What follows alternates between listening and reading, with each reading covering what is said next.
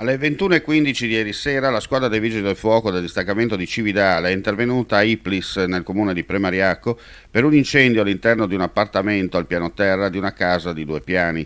Giunti sul posto, sinceratisi che nello stabile non vi fossero intrappolate persone, i Vigili del Fuoco hanno iniziato le operazioni di spegnimento che, grazie al rapido intervento, ha coinvolto una sola stanza dell'alloggio.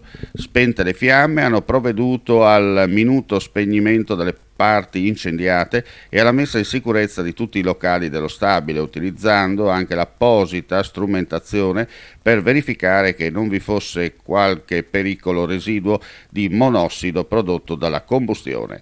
Una persona che prima dell'arrivo dei vigili del fuoco aveva tentato di spegnere le fiamme è ricorsa alle cure del personale sanitario presente sul posto per aver inalato il fumo dell'incendio. Ancora in fase di accertamento le cause dello stesso.